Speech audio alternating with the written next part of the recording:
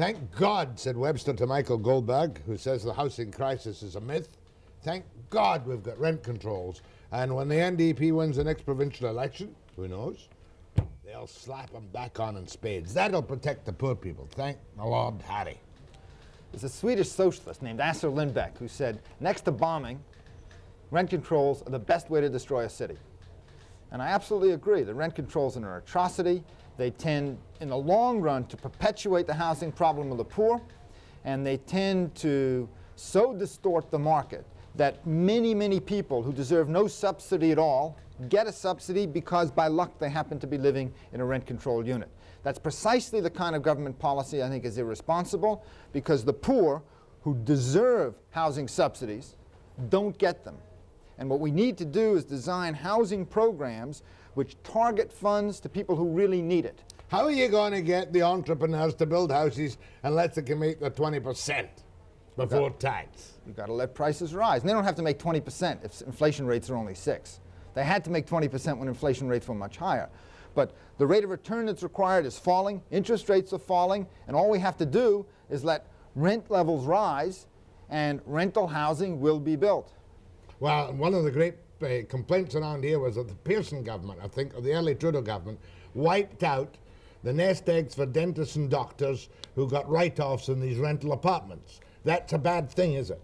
Writing them off? No, giving the high-income earners a chance to write off the costs of rental apartments. I think the MERB program was incredibly stupid. It was absolutely unnecessary. And while builders like it in the short run, I see no justification whatsoever to ever bring it back again. There was an uproar here when the Liberals tried to stop the MERBs. They said, you're wiping out 5,000 jobs in British Columbia of house builders. And it's nonsense. If housing makes economic sense, it deserves to be built. If it doesn't make economic sense, it should not be built. And the MERB giveaway, a colleague of mine has demonstrated, all the MERB giveaway went into higher prices for MERBs. So there was no net benefit to anybody. And I see no reason to do that. In future, if we need housing, let prices justify that they be built, and people who can't afford it, we deal with that separately. Well, now deal with that separately, because they're the people who'll phone you and kick up stinko. Kinds of programs I see are things like the kind of program CMHC is doing now, this cooperative and nonprofit housing, which is rather tightly targeted. There are some problems because some people who could afford housing in the open market live. But basically, that kind of program gets at people who can't afford. Shelter allowance programs, which allow people with substandard incomes to go out and compete in the marketplace to get the kind of housing that they should have. But we also need an overhaul of our welfare legislation at the same time. I mean, neither of us would work for 100% plus marginal tax rate. No. Yet that's what we ask people on welfare to do, because if they ever go out to work for a living, they lose all of their welfare, that's 100% tax, and then they have to pay income tax on what they earn. So we can't look at housing the poor independent of welfare issues, and we really have to talk about social assistance programs which allow people on them to maintain their dignity and also give them a chance to get out from the rut of poverty. So the poor in the rut of poverty must depend on the market plus assistance from government, but you don't want vast subsidized housing tracts such as in Sweden or Britain. No, absolutely not.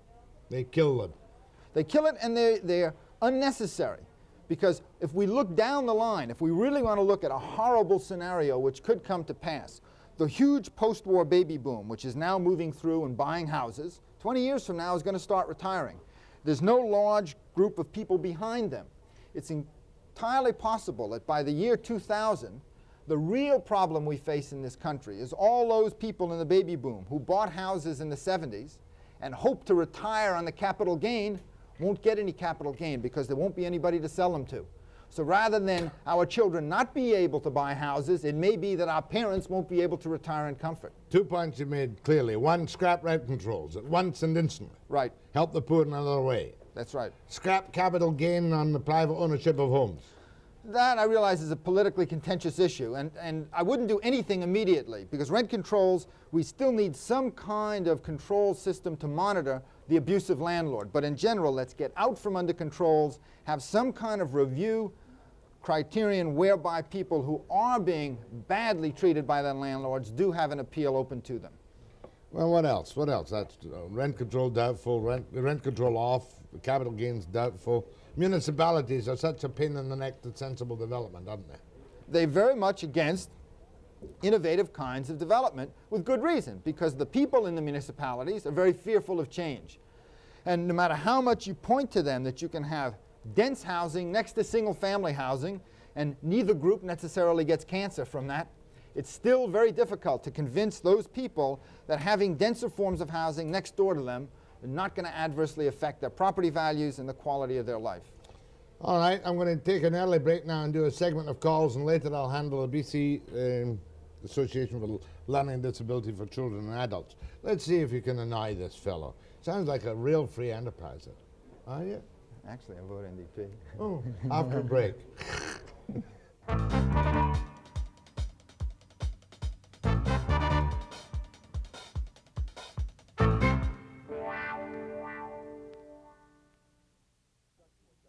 Back to your destruction of dogma. People are terrified that interest rates will go.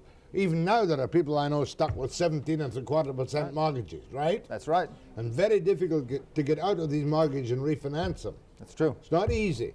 Some of the banks talk out of both sides of their mouths. But what if interest rates go up again? Does anybody have any plans to control the nightmare of rates going from, say, 12.5 to 22? Canada Mortgage and Housing is in the process of developing a program which is reported to be in the next throne speech of mortgage renewal insurance. And this will be exactly the kind of role I see for government. It does something that the private sector would not do, because the private financial sector tends to be rather conservative and not innovative.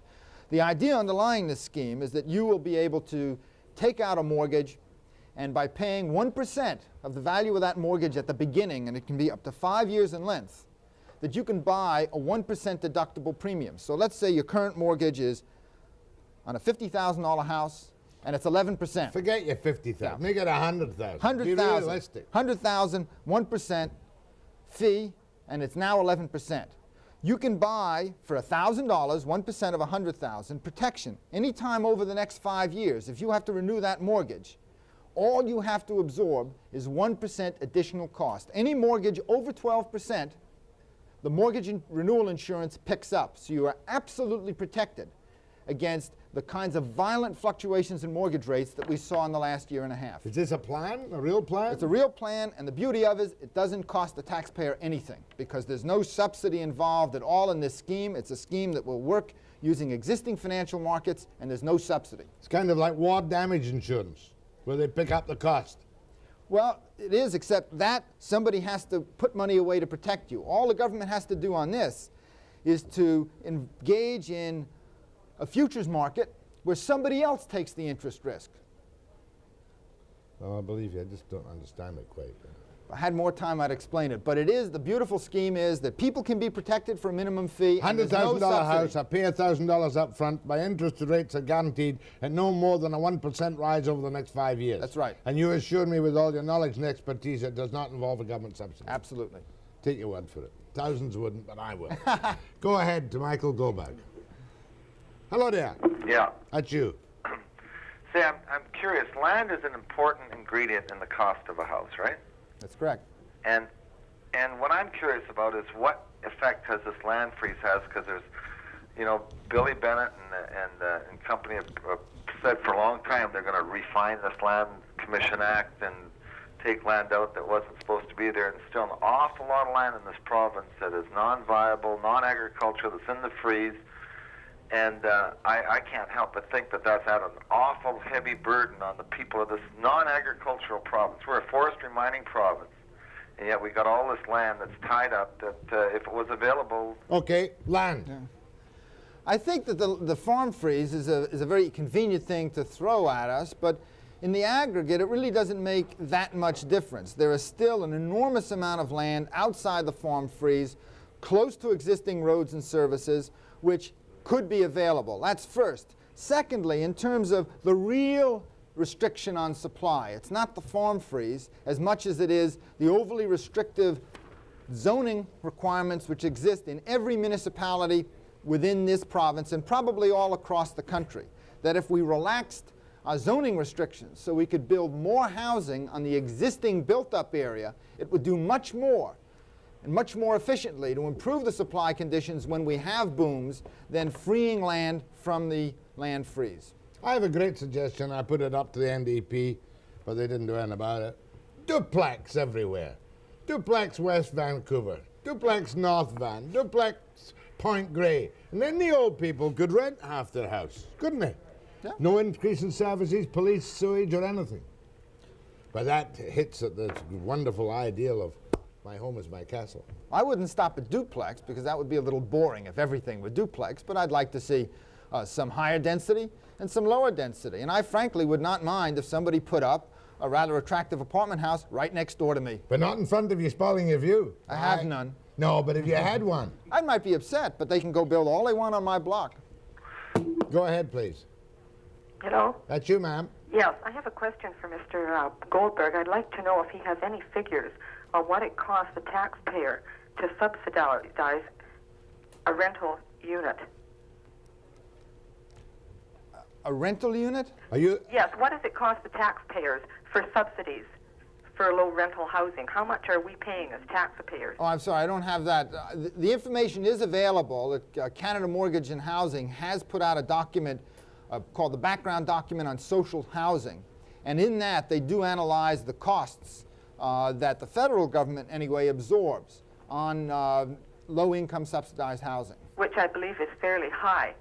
And knowing a few friends that are in the house building industry, and I've heard them say that they feel that if there wasn't so much red tape involved in their industry, and if they could get prices at a reasonable level for their lots, etc., they could build affordable housing that would cost less.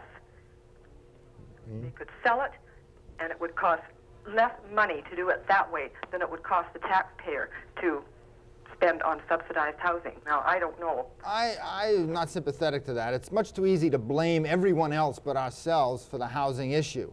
And that governments, I don't think, at any level are necessarily irresponsible. They're merely, at each level, responding to different sets of constituents. And at the local level, they have to respond to people who fear higher density housing, and they have to respond to people at the federal level who fear massive subsidies from one part of the country to another part of the country. Go ahead, please, from Chilliwack. Yes. Good morning, Jack. Morning. I like these experts that make $40,000 to $50,000 a year. What, do you think he's in welfare or silly? Pardon me? No, go ahead. Yes, these experts that make $40,000 to $50,000 a year that know everything. Why doesn't the government, that can't sell our lumber, why don't we build a few homes for the poor people for a change? That's It's easy to sit back in a nice cushy job and say, take this away and take that away, and these people don't deserve this. But we deserve a little bit of housing and stuff. What about our young people? They can't afford housing. Either have a choice, have a house or have a family. And that's all. Well, I never said that we shouldn't do anything. I made it quite clear that there are people in true need, and it's very important that we do something to help those people. But secondly, it's not clear that we need to build much more housing in this province at this point in time. And you're talking once again about a subsidy.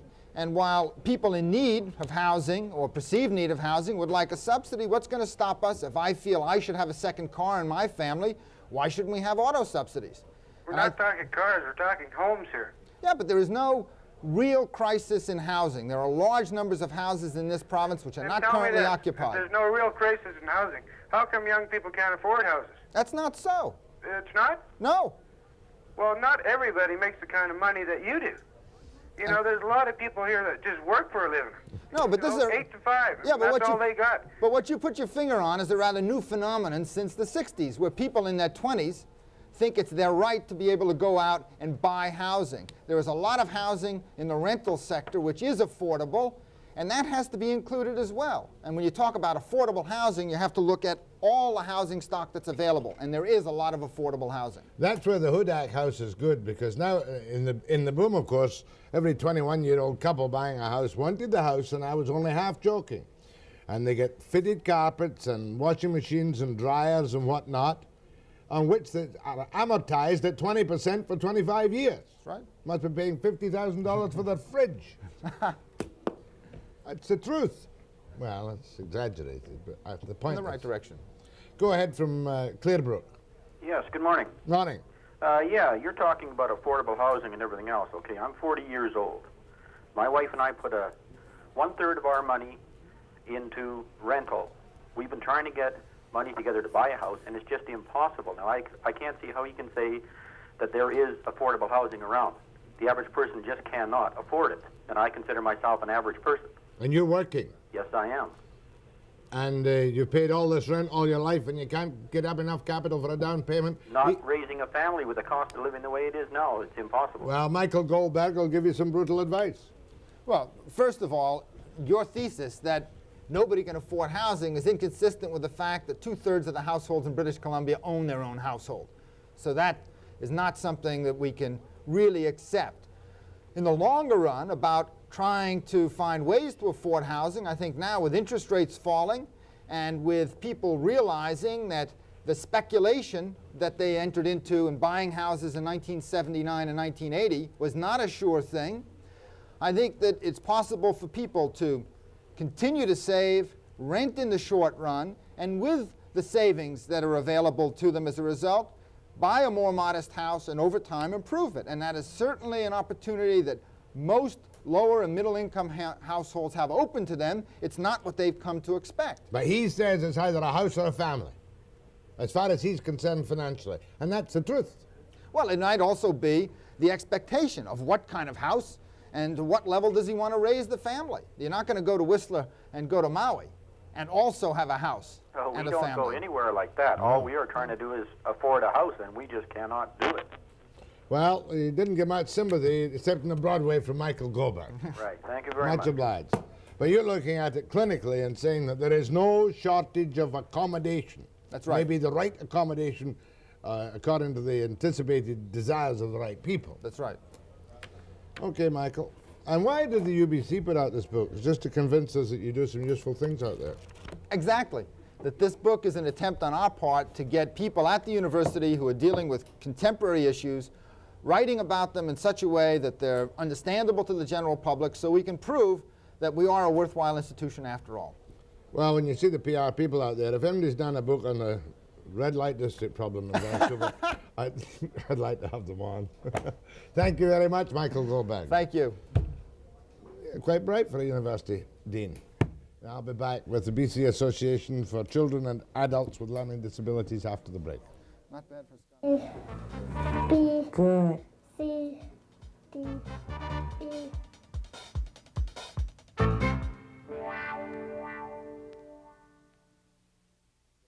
I've got about 10 minutes with these guests, and so if you want to phone on for information on this particularly specialized topic, feel free to phone anytime in the next 10 minutes.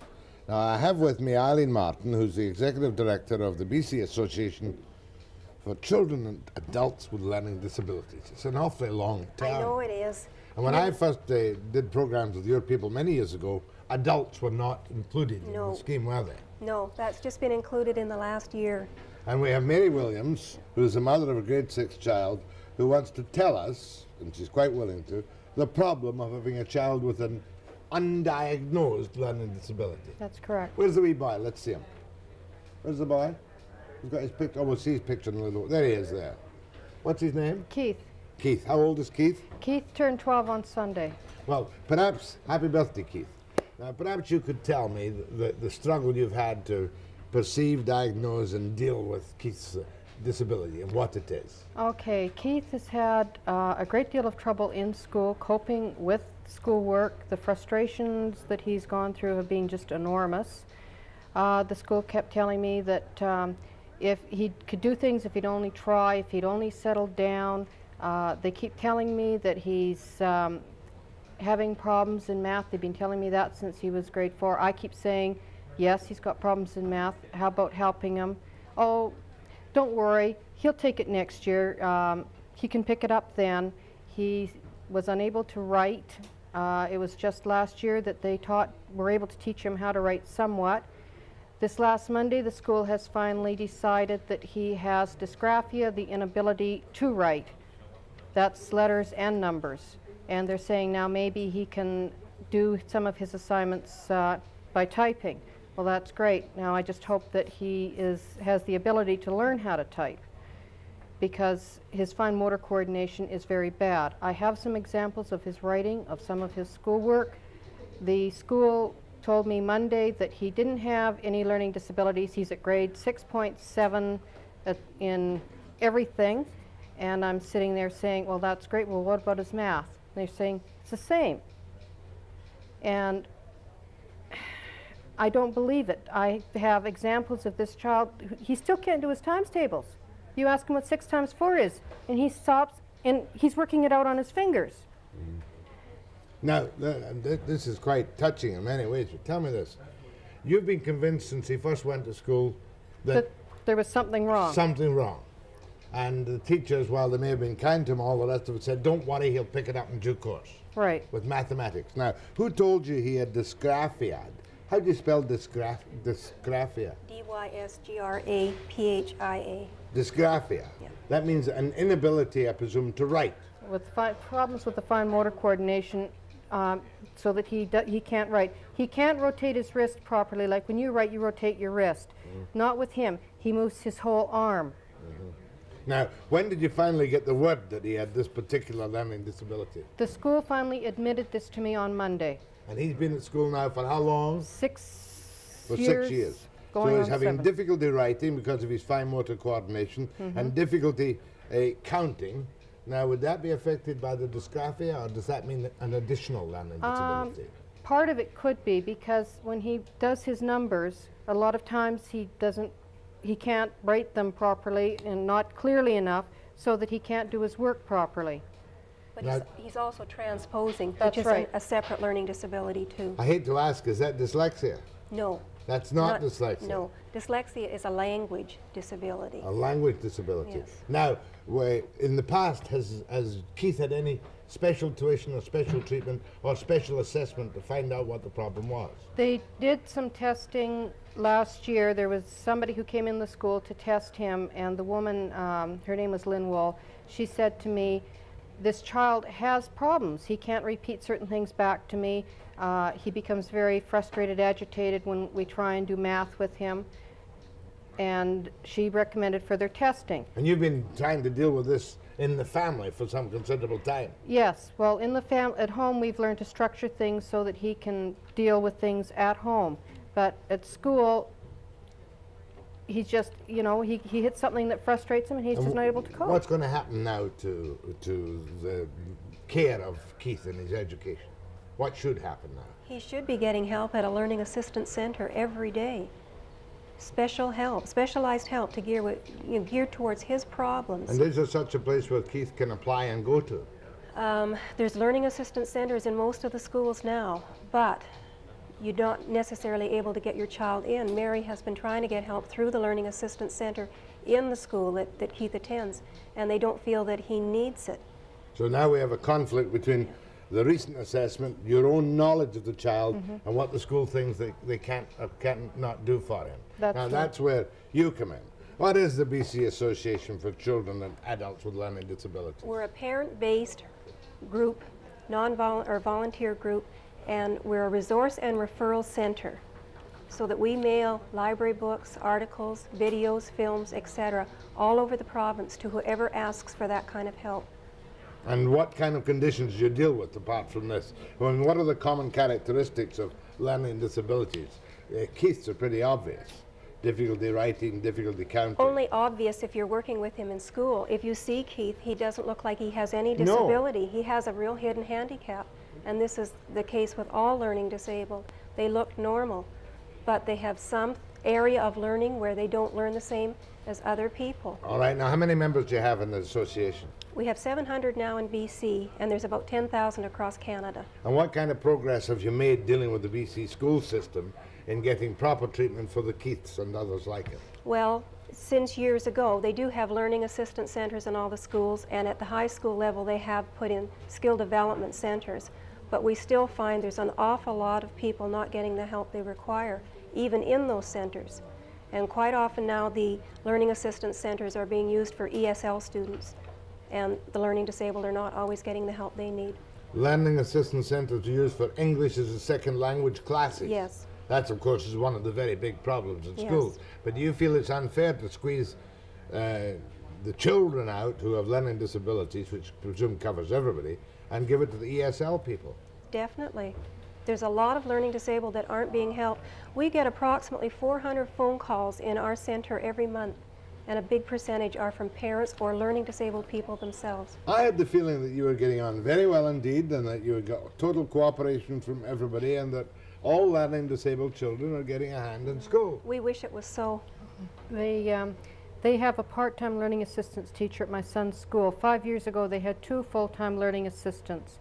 I'm told that with my son's problem, there's just no way. They don't have, the teacher does not have enough time. His problems are not severe enough to warrant the learning assistant's time. How severe do you think your son's problems are? I think you should show some examples. Yeah, show of me his some work. examples. I mean, you think they're really severe. Will they prevent him, if it continues like this, from graduating with any kind of basic qualifications from school? He's going to, I'm terrified he's going to become a statistic, that his frustration level is so bad that he will become a statistic. This is some of his writing. These are books I removed out of his desk last night, the cover of his math book. Gregory got right grumpy. That's right, isn't it? I couldn't tell you. Oh, I see. Now it's all words beginning with G. Grumpy, gumballs. Gregarious. Not bad. He spelled gregarious, right? You do a lot better than some of the people working for me, I'll tell you. His reading and his spelling are very good. Yeah. But his math and his writing are atrocious. Also, the school on Monday, they told me, this child doesn't have a learning disability, but we noticed he had an auditory perception problem. What do they think an auditory perception problem is? It's a learning disability. Auditory perception. That means he can't understand what he sees. Auditory Is is hearing. He can't understand what he hears. A lot of times he needs things repeated to him so that he can do them. They confuse different sounds a lot of the times, you know, letters that sound similar. Now, in his medical confused. checkups, his normal medical family checkups with the doctor, did any of these points come out at all? No, nothing. I talked to the pediatrician a while back, and he says this child's emotional problems, well, he has emotional problems. The learning disabilities are secondary to the emotional problems. Okay, listen. So you're right now in the middle of your battle to get special help for Keith. Well, all I want to say right now is that Van der Zam sat here and guaranteed, no, I'm sure I'm right on this, correct me if I'm wrong, guaranteed that none of the special assistants for learning disabled children would be affected by the freeze. Now, you can't get help for your boy. I can't get help. But that's not being affected by the freeze. This is an ongoing problem. In other words, this is a problem that's been there all the time. Yes. If you want to join or get any information from the BC Association for Children and Adults with Learning Disabilities, we'll put up the phone number after the break. That's the best way. Because you're looking for members. Very definitely. In other words, you're saying the standard of care is so haphazard that the freeze won't make it any worse, but it won't make it any better. Well, I think it will make it worse in some aspects, too. Now, very good of you to come this morning. Thank you for... Mrs. Williams, isn't it? Yes. Mary Williams. I'll be back after the break.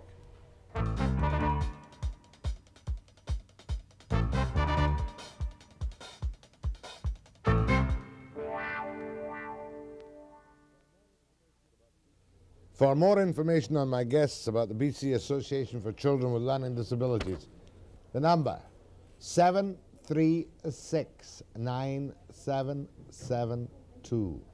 736-9772. Tomorrow, Inga Clausen on the Citizens United for Safety and Justice and an American nuclear scientist. For sure. British. 9 a.m. precisely.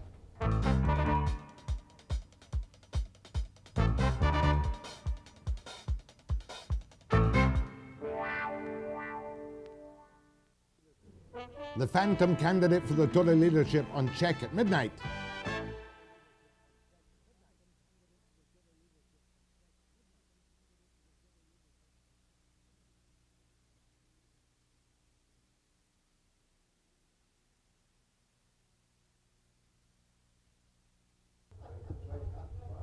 No, you can't do that.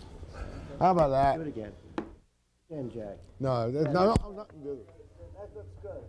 That's great. And 9 a.m. precisely. Okay, let's go. Inga Clausen of the Citizens United for Safety and Justice at 9 a.m. precisely. No.